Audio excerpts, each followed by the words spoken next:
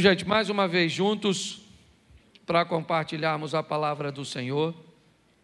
E de um tempo para cá, aos domingos, eu tenho ministrado uma série de mensagens, eu não sei, hoje eu vou até recapitular um pouco com vocês, que eu fiquei alguns dias ausente, mas o meu propósito tem sido falar sobre os ingredientes da vida, sobre aquelas coisas que, se colocadas na nossa vida da forma correta, no momento certo, nós podemos melhorar e amenizar muito a nossa passagem aqui na terra, que no que diz respeito à eternidade, dura muito pouco.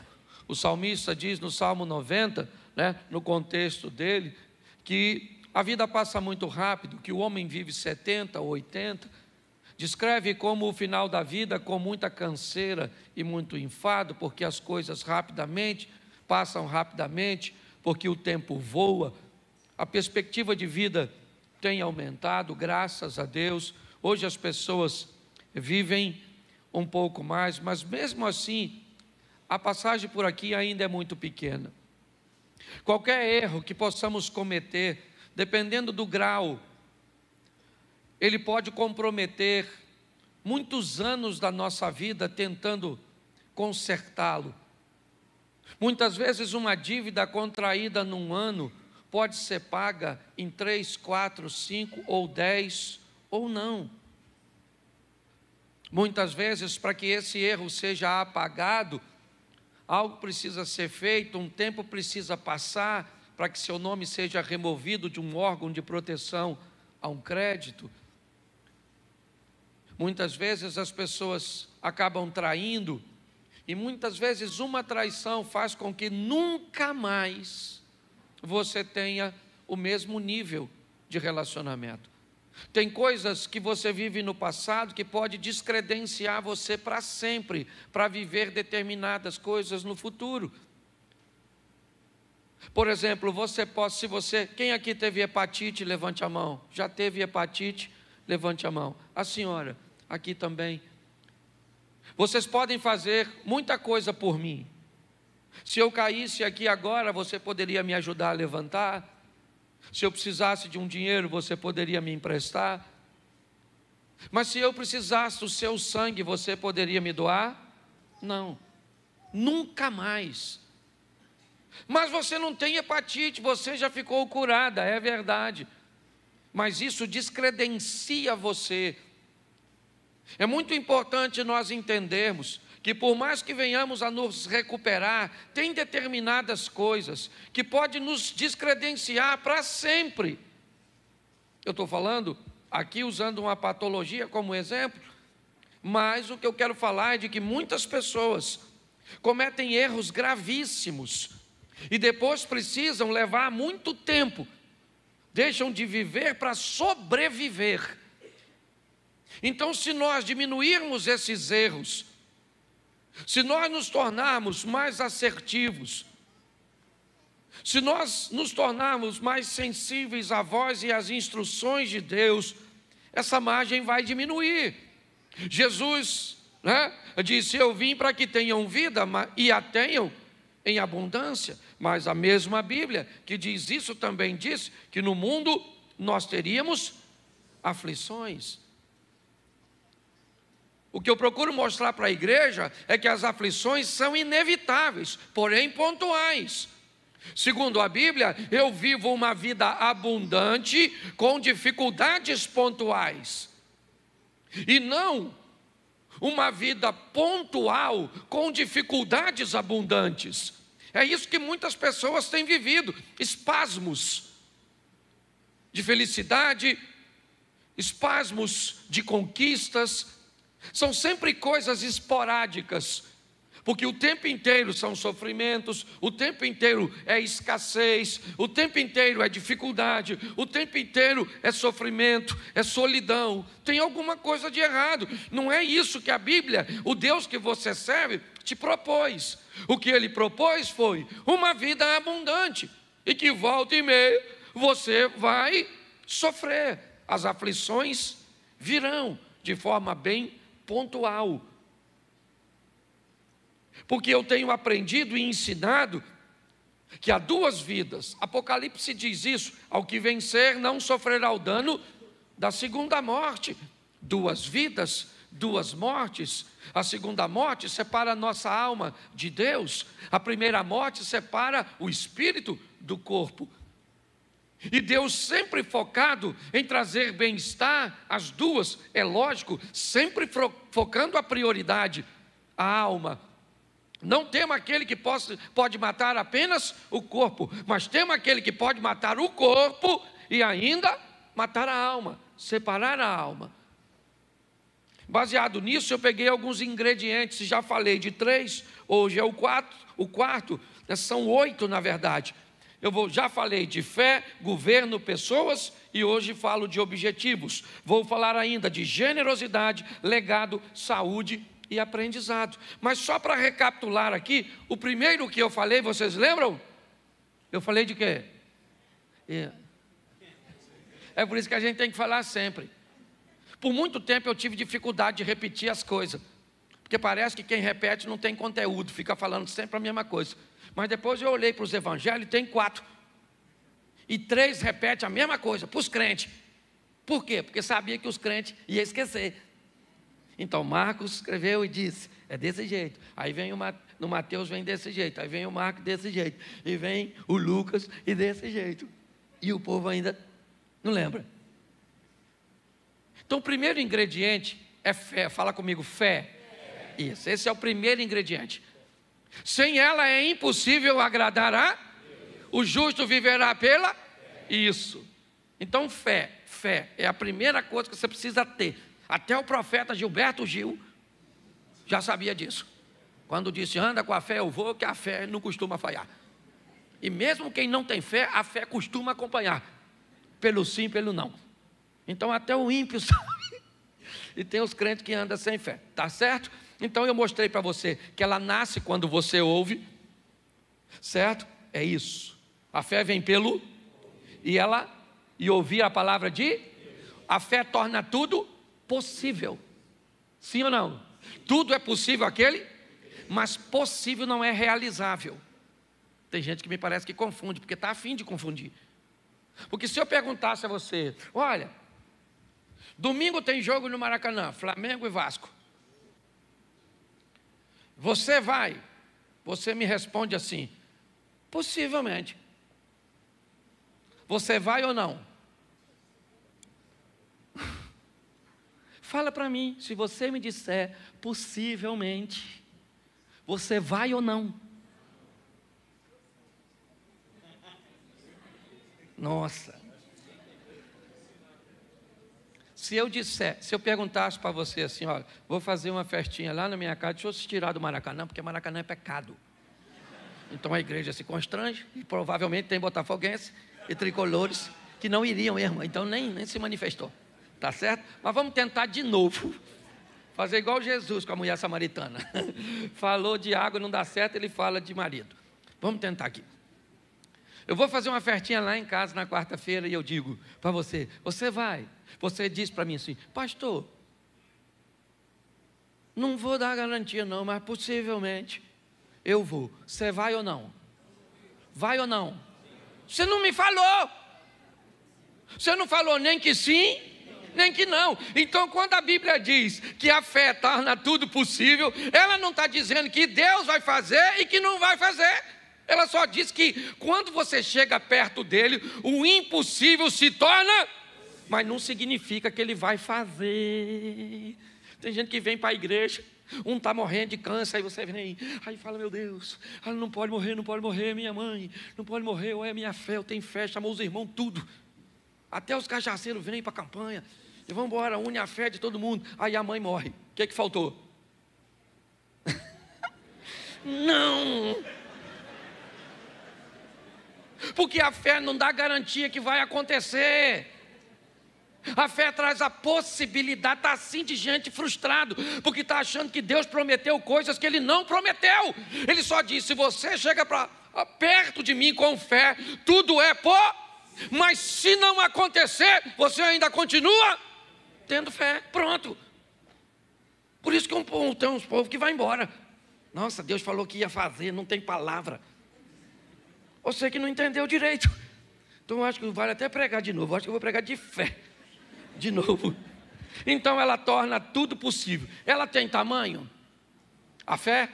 Seja feita segundo a medida da sua. Se você tiver a fé do tamanho de um grão, então fé tem tamanho. Por isso que a Bíblia diz de fé em fé, de glória em glória. Só diz que mesmo que ela seja pequenininha, certo? Ou seja, você já pegou um grão de mostarda?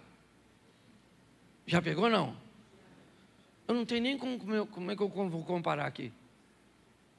Sei lá, não, qualquer coisa. Não, alpiste é 10 vezes maior.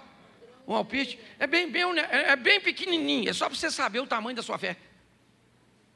Sabe esse pequenininho? A nossa não chega nem nesse pequenininho. Depois eu vou trazer. Aqui vou botar na sua mão. Você vê a sua fé. Então ela vai crescendo, de fé em fé, de glória em. E de que tipo deve ser a sua fé? Ela tem tipo, claro. Me mostre a sua fé com as suas obras. E tenha uma fé realizadora. Fala, realizadora. Vou fazer com o professor agora. O primeiro é isso, só para você não esquecer mais. Porque eu perguntei, você não lembrava? Primeiro é isso. Tudo é possível, sim ou não? E ela nasce como? Ouvindo. A fé vem pelo e ouvir a palavra de isso aí. Não é o WhatsApp, é a palavra de Deus. Você, pastor, então o senhor está dizendo que eu não posso ouvir? Pode ouvir o que você quiser. Só ouça a palavra de Deus antes de ouvir qualquer outra coisa. E no final do dia também ouça ela para fechar a tampa. Começa escutando, termina escutando. Ela cresce, ela torna tudo possível e ela tem que ser uma fé realizável, tá certo? Então vamos lá. Segunda mensagem que eu preguei sobre essa série, eu falei de governo. Porque o que tem de gente desgovernada, não governa o que come, não governa o que bebe, não governa o que fala, não governa o que compra. Tem que ir para uma clínica para ajudar você a ter governo. Pastor, eu vejo doce, eu fico doido. Pastor, eu vejo uma fofoca. Eu nem gosto de fofoca, eu gosto de leão marinho. Na verdade, mas vamos embora. Pare e pense, governo, está lá, a Bíblia diz, Deus criou 2 astros, um para governar e o outro para governar o primeiro para governar o dia é e o segundo para governar a noite é O que a Bíblia está dizendo é que se você quer ter uma vida equilibrada, aprenda a ter governo, quer de dia, quer de noite. Quer em momentos fáceis ou momentos difíceis, nunca perca o governo, nunca perca o controle, nunca entregue o controle de sua vida para um provocador, nunca entregue um controle de sua vida para outra pessoa. Quem controla a sua vida é Deus, tá bom, isso no âmbito, mas você tem que deter o controle.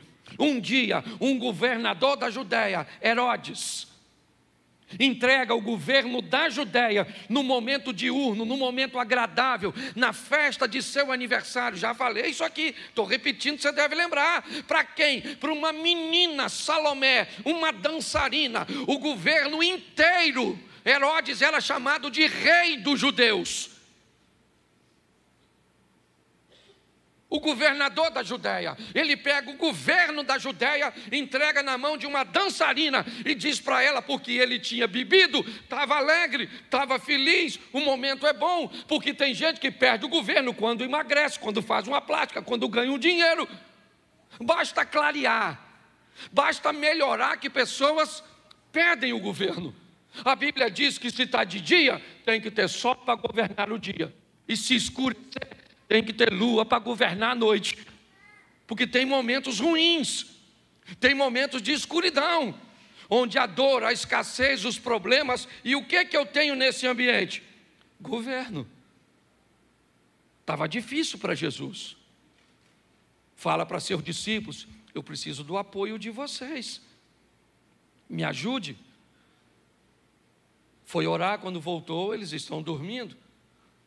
Jesus disse, olha, Pai, se possível for, a parte de mim este cálice. Estava escuro. Pilatos disse, se defenda. Ele disse: não. Os soldados disseram: desça da cruz. Ele disse: não. Estava de noite, mas ele tinha o governo. As pessoas o provocavam, dizendo: salvou os outros e não salva a si mesmo? Se você é o Cristo, desça da cruz. Se ele não tivesse controle, ele desceria para mostrar para os outros que ele podia, mas ele não era governado pelos outros, ele era governado por seu propósito. Jesus chama Judas de amigo e Pedro de inimigo, porque para Jesus, quem te faz o mal, te aproximando do seu propósito, inevitavelmente está te fazendo bem. Foi isso que José disse para seus irmãos: vocês não me venderam para o Egito, Deus é que me enviou na frente. O que vocês pensavam que estavam fazendo contra mim, estava fazendo a meu favor. Foi para isso. Governo. O que nós precisamos hoje é de pessoas que tenham governo. Governo para conseguir ler a Bíblia, porque tem gente que diz que não consegue. Deve ser muito caro. Ou você deve ter 24 horas por dia ocupada. Não lê porque não governa, não ora porque não governa, não jejua porque não governa, não estuda porque não governa, porque não poupa porque não governa, não oferta porque não governa, não dizima porque não governa, não tem um bom casamento por quê? Porque não governa, porque quem governa domina. Lembra que Deus está conversando com Caim sobre governo? O pecado, Caim, jaz à porta, batendo, mas a você, Caim, é determinado a você assumir o governo e dizer: eu abro ou não abro. É assim que funciona. Essa foi minha segunda mensagem. Minha terceira, eu falei sobre pessoas e mostrei o que são pessoas: um corpo, uma alma e um espírito. Mostrei que as necessidades de pessoas são sempre pautadas nessas três esferas, seja material, emocional ou espiritual. Quando Esaú perde a sua primogenitura para Jacó, naquela venda do guisado, o que ele tem é uma necessidade material, física. Ele tem fome. Quando Ananias e Safira se perdem, ou perdem o controle, o que eles têm? Uma necessidade emocional. O que eles querem é serem ovacionados, o que eles querem é ser, como é que eu vou dizer?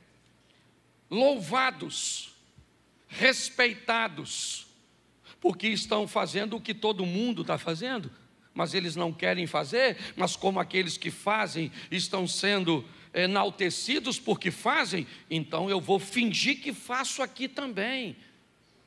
É isso.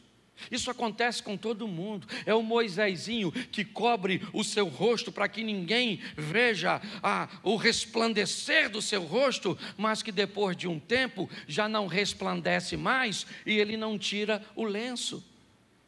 Mas não tem mais o resplandecer no rosto, mas eu gostaria que todo mundo pensasse que ainda tem aparência, ela não é algo novo. Pessoas, nós temos a mulher cirofenícia que procura Jesus, não com uma necessidade física ou material, nem emocional, mas ela disse a Jesus: lá na minha casa tem uma menina que é minha filha e ela tem um demônio. Porque necessidades de pessoas, elas atuam nas três esferas: material, emocional e espiritual. O que nos aproxima de pessoas são afinidades, necessidades, certo? Sentimentos ou parentescos. Eu mostrei tudo isso, só estou recapitulando, porque hoje eu quero falar, e é nisso que eu quero gastar 20 minutos com vocês, para falar de objetivos. É minha quarta mensagem. Eu preciso que você entenda isso, porque muitas pessoas têm ouvido falar de sonhos. Sonhe, sonhe, sonhe. Você tem que sonhar, você tem que sonhar. Isso, quem não sonha, né, já morreu, então sonhe. Mas quando é que seu sonho vai virar um objetivo? Em algum momento, esse seu sonho, ele tem que se tornar um objetivo. Então eu preciso entender, se objetivo é a mesma coisa que propósito, vamos tratar assim, eu preciso entender que eu posso viver uma vida onde são os meus propósitos e os propósitos de Deus, ou eu posso viver uma vida que são os propósitos de Deus e os meus propósitos. Eu tenho um relacionamento não tão próximo, mas nós temos um tipo de amizade até bem legal entre eu e pastor Josué Gonçalves. Ele é reconhecido no Brasil como um pastor de família, e eu também tenho reconhecimento na mesma linha.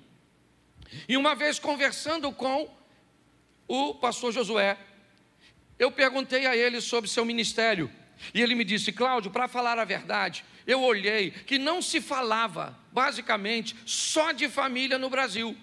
Então eu resolvi falar de família e pedi a Deus que abençoasse meu ministério.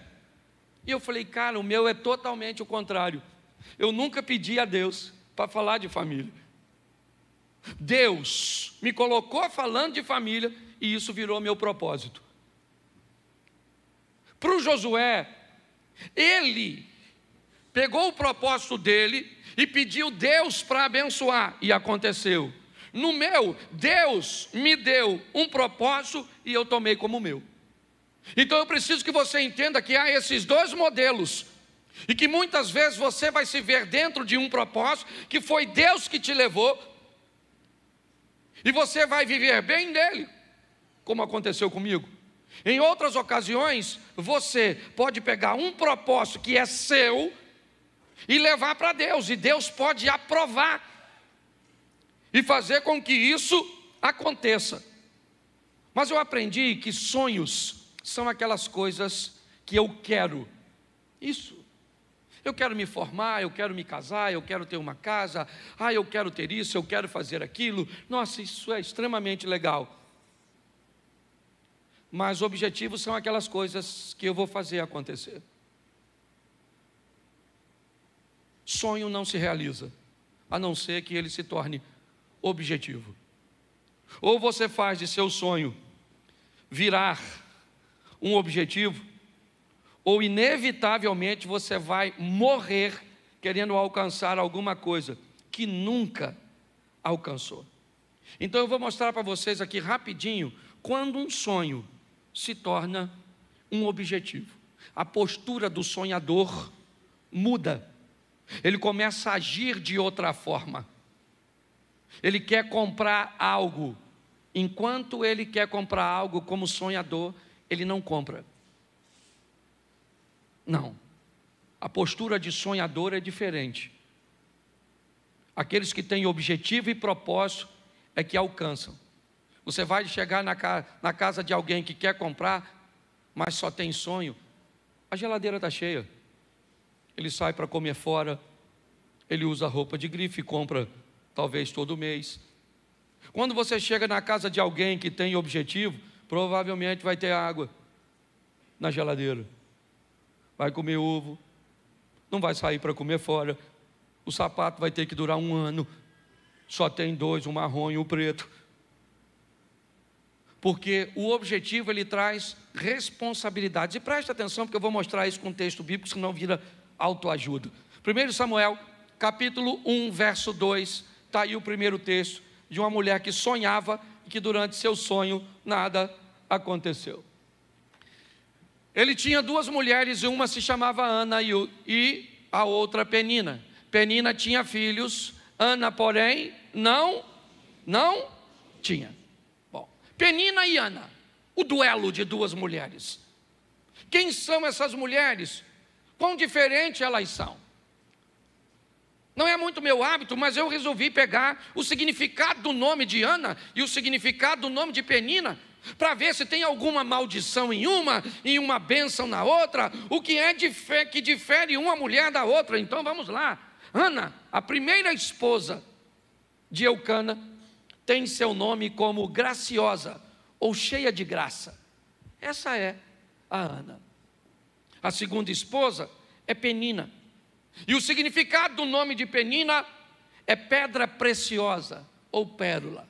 O que você acha, ou quem você gostaria de ser? Graciosa ou cheia de graça, ou pedra preciosa ou pérola? Tanto faz. Todas duas são coisas muito boas, sim ou não? Qual é o grande problema dessas duas mulheres? É que elas não vivem a plenitude. Uma tem uma coisa que a outra não tem, e a outra tem uma coisa que uma tem, e uma quer o que a outra tem.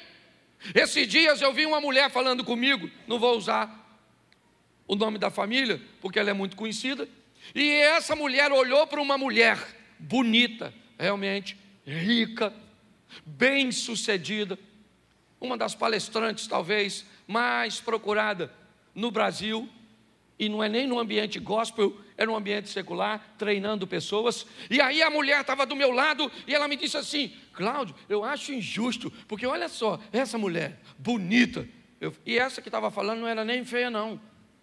Eu falei, é bonita. Cláudio, ela tem muito dinheiro. Eu falei, tem. E essa que estava falando também não é pobre, não.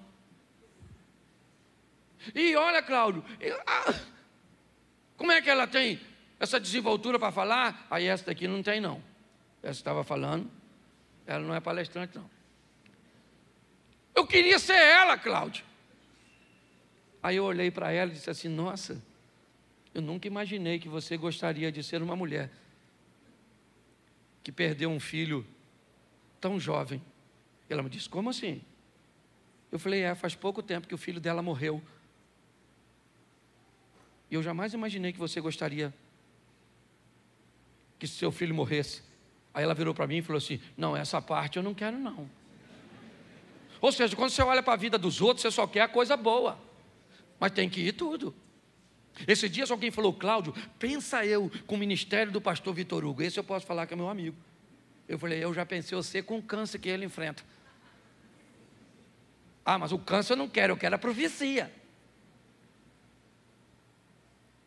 Pare para pensar. Quando nós olhamos isso, eu preciso que você reflita. O que Penina tem? Você lembra? O que ela tem? E o que Ana tem? Ela tem o quê? O amor do marido. O que Penina tem? E o que Ana tem? Penina, para ter filho, fez esforço? Sim ou não? Não, ela só teve. Bastava ver a cueca do Eucana. E a gente vai falar, tem que ser objetivo, ô irmão. Porque esse dia eu estava pregando num culto, falei Eucana, tinha um cara no primeiro banco, sabe o que ele falou? Aí, pastor, Eucana também. Eu falei, não, não é isso não, maluco. Não é Eucana de bebida, não. Tinha uns bebum lá no culto. Falei, sangue de Jesus tem poder. Mas presta atenção. Ana fazia esforço para ser amada? Sim ou não? Não. Penina fazia esforço para ter filho? E o que Penina quer? Vamos lá, gente. Me ajuda, eu sei que é chato, né? Nunca mais eu venho nessa igreja, então vai em outra. Porque eu peço para repetir mesmo, para gravar. Pelo menos você sai daqui depois e fala, rapaz, quase que eu preguei com o pastor. Toda hora falou comigo, fala, que eu achei que era eu que pregava. Penina tinha filhos, mas queria ser. E Ana queria ter, mas era. Uma queria ter filho e a outra queria. E todas as duas queriam tudo. E tudo não vai rolar. Você tem que aprender isso. O grande problema é que tem gente que consegue coisas que você vai conseguir com muito esforço. Porque Ana vai ter filho, sim ou não? Mas foi difícil. Porque chorava, ô mulher chorona. Chorava. E a outra também não era mole não, a tal da Penina. A Penina ficava futucando Ana. Sabe? Então coloca aí para você ver. 1:4. 1 Samuel, capítulo 1, verso 4. Olha que coisa. No dia em que Eucana oferecia sacrifício, dava porções à sua mulher Penina e a todos os filhos e filhas. Olha que coisa. Eucana dava oferta para Penina, sim ou não? Sim ou não? Agora vamos ver agora a Ana se recebia. Porque, olha só, e por quê? Mas a Ana dava uma porção, porque, apesar do Senhor tê-la, ele ofertava para quantas? Para as duas, mas uma queria tudo. Não vai dar para ter tudo, meu filho. Homem, por exemplo, ou é bonito ou inteligente. Ah, um homem bonito e inteligente. Não é homem, é mulher. Só a mulher agrega os dois adjetivos. Sim. Esse dia uma menina falou assim: pastor, eu quero um homem bonito, inteligente, rico, fiel, romântico. Eu falei: menina, se você achar o homem, já pega. Abra a mão dos outros requisitos, porque o homem já está difícil. É homem, pega. Se é feio, vai por mim, porque o troço está difícil. Então, qual é o grande problema das questões dos objetivos? Descubra qual é a sua métrica, qual é a sua medida. É isso.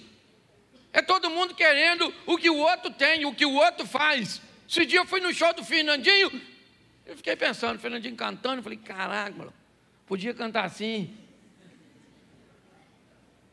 Eu falei: podia cantar assim. Sei tocar violão, não canto. Ele também não prega. Ah, que se dane, ele não prega, eu prego, eu não canto. Ele canta e está tudo jóia, porque se a gente não prestar atenção, Jesus disse que nós devíamos que ter cuidado com o exemplo da mulher do Ló. Lembra da mulher do Ló? Ela virou o quê? Por quê? Por quê? Isso, mas hoje tem gente que não precisa nem olhar para trás para virar estátua, não, múmia. Basta olhar para onde? Para o lado. Nossa, ela emagreceu. Uma raiva disso.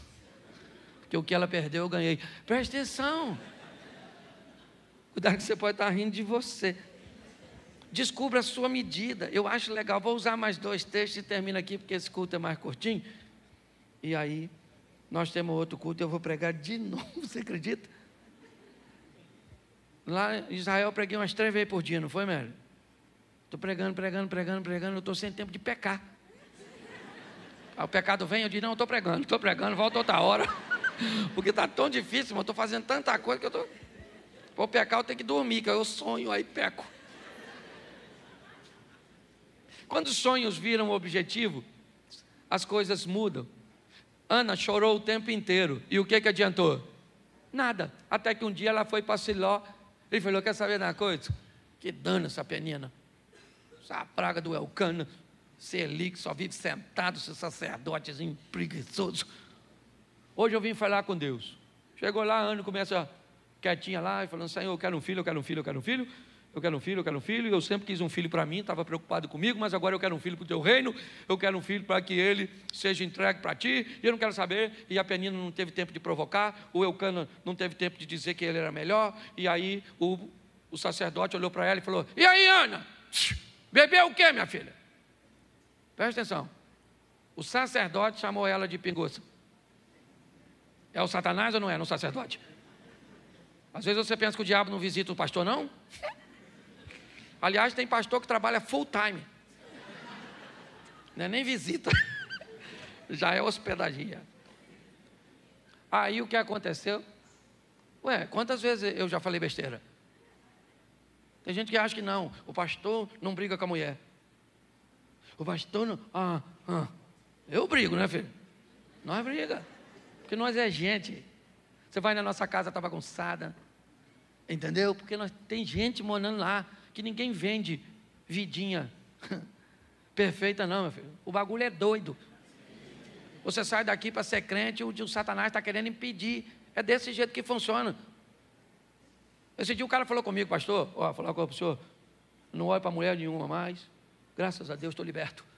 Falei: então não anda comigo. Porque se passou uma mulher bonita, meu olho tem que querer olhar. Eu é que falo: Cláudio, você é pastor, você é casado, sua mulher está escutando isso. Isso vai dar briga depois do culto.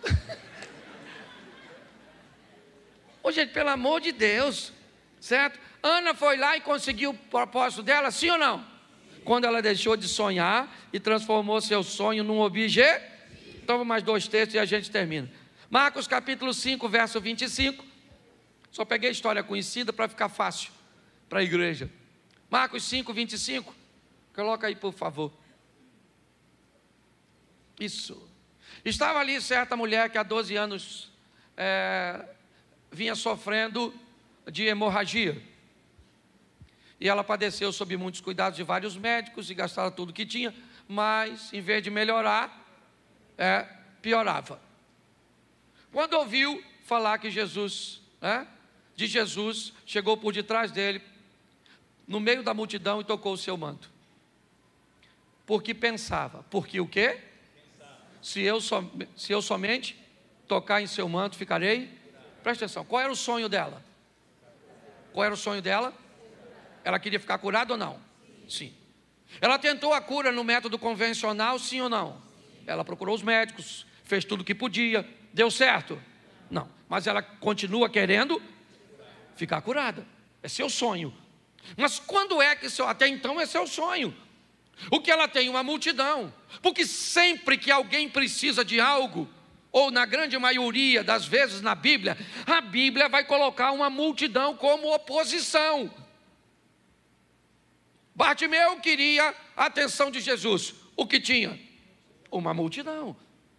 Vamos lá, estão conduzindo um paralítico a Cafarnaum, a casa de Jesus. O que tem na casa de Jesus? Uma multidão.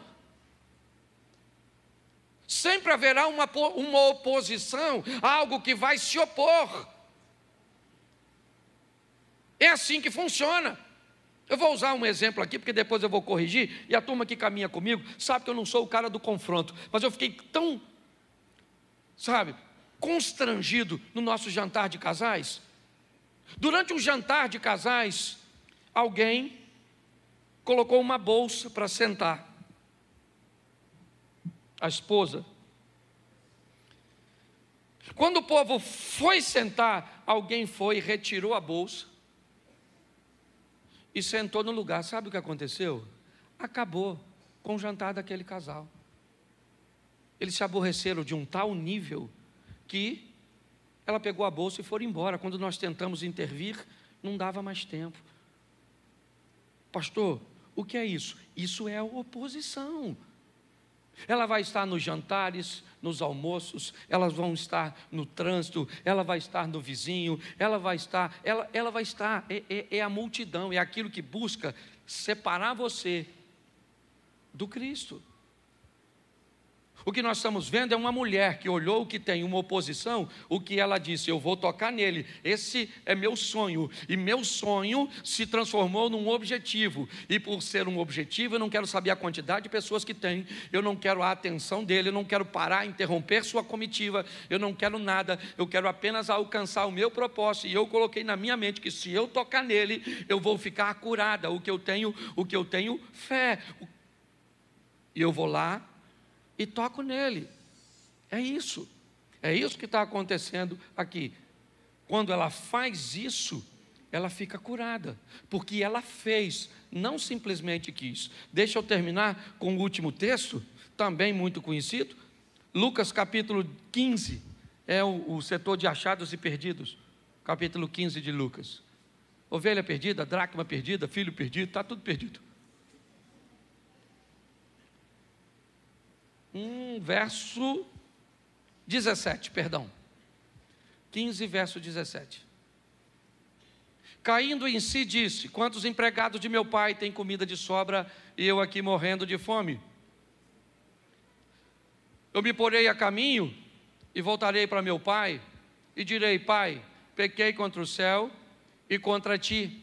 Verso 19. Não sou mais digno de ser chamado teu filho, trata-me como um dos teus. Presta atenção aí, não bota o 20 não. Deixa eu dizer até o 19. Presta atenção, porque os 3 textos que eu li, ele fala de sonho. É isso que ele fala. Ele está no momento difícil e ele diz: eu aqui pereço de fome, na casa de meu pai até os criados têm pão com fartura, levantar-me-ei, irei ter com meu pai, vou dizer para ele, presta atenção, tudo que está sendo dito como uma proposta de futuro. Levantar-me-ei, irei ter com meu pai, e lhe direi, pequei contra o céu e diante de ti, já não sou digno de ser chamado teu filho, me trata como um de teus empregados. Mas tudo isso é futuro. Nada disso trouxe o perdão para o filho pródigo. Não. Porque ele está dizendo, eu vou levantar, eu vou dizer, eu vou fazer, eu vou ir.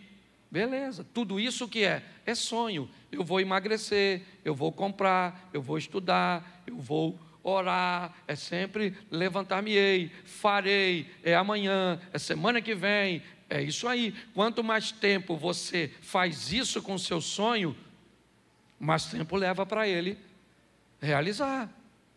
Mas quando chega ao verso 20, a seguir o sonho virou objetivo. Levantou-se e foi. Levantar-me-ei e irei. Nada aconteceu. Levantou e foi. Pronto. Ali o sonho virou objetivo. E agora, estando ao longe, o pai o viu, porque ele foi. O pai olhou, correu, o beijou, o abraçou, traga vestes, sandálias, anel, vamos tomar um banho, porque vai ter uma festa. Você precisa entender que o importante não é se você quer comprar uma casa própria, não é se você quer melhorar seu casamento. Talvez isso até seja bem importante, porque seja a primeira fase, né? Então, como fase, o sonho é bem legal. Você quer se formar? Beleza. Você quer passar na prova? Legal. Você quer buscar intimidade com Deus? Tá certo. Mas a pergunta é, quando seu sonho vira ou vai virar um objetivo? É nesse momento que as coisas acontecem. Volta para o verso, não está aí, ó. A seguir, levantou-se e foi. No verso anterior, levantar-me-ei e irei. Até então ele não disse nada. Levantar-me-ei, ele está com fome. Irei, ele está com fome. Ele está sozinho. Mas agora, quando ele chega, quando ele se levanta e vai, eu acho que nós temos que mudar aí o tempo do verbo, sabe? Disso que traz ação, que traz movimento.